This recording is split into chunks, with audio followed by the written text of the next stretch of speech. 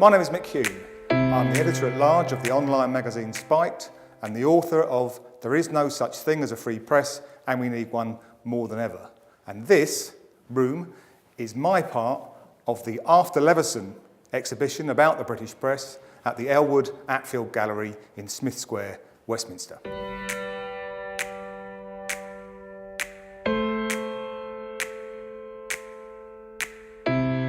This exhibition is kind of propaganda wallpaper. We begin here, the introduction, asking the big question, who needs a less free press?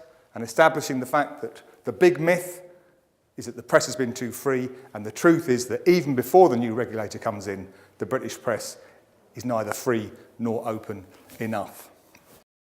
We move on to the first chapter of the argument, which are making a polemical point about the fact that in many different ways, the British press is already being constricted. There are already far too many laws restricting freedom of expression and freedom of the press in Britain.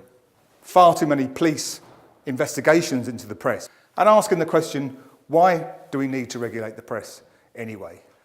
Contrasting Lord Justice Leveson's 2,000-page, 1,000,000-word report with the 45 words of the First Amendment to the US Constitution.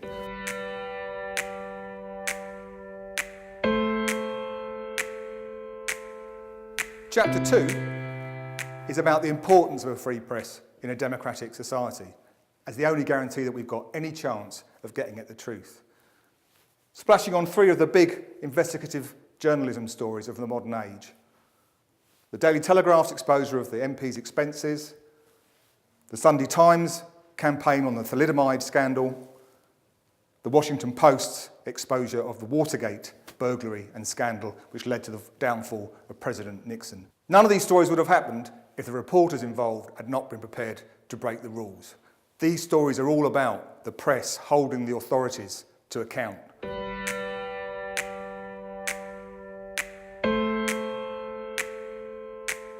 Chapter 3, these three boards are about what a free press means.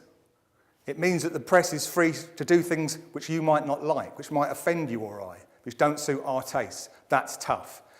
In a free society, you may not like what the British press, and especially the tabloid press, does, but you really do have to lump it. Two of my great heroes, John Wilkes and W.T. Stead, both of whom were pioneers of investigative journalism, both of whom were absolute scoundrels, neither of whom would have qualified for the licences that some would like journalists to carry today, or for Lord Justice Leveson's kite mark of good, safe journalism.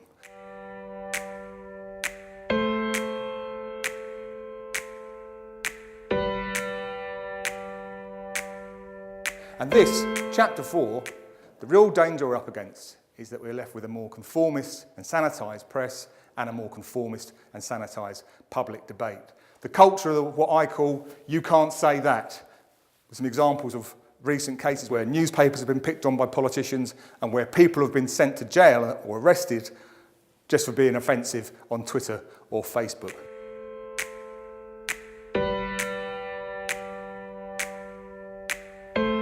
And the final concluding chapter of our propagandist wallpaper pamphlet is about the future.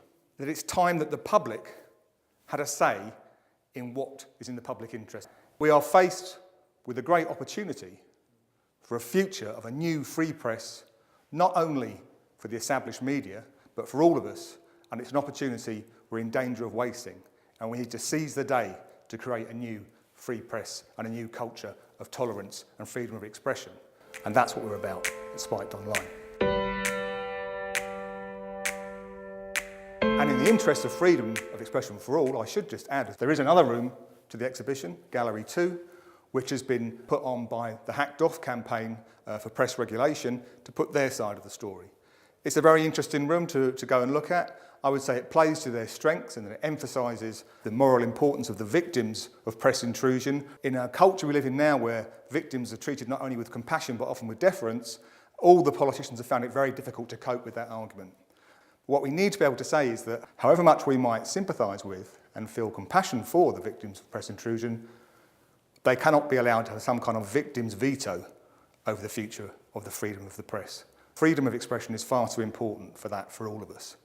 Once you reject the idea of a victim's veto over the future of press freedom, I think the hacked off lobby kind of falls off the moral high ground, and we're able to put the moral case for greater freedom of expression and a more free and open press as something which will do the greater good for the whole of society.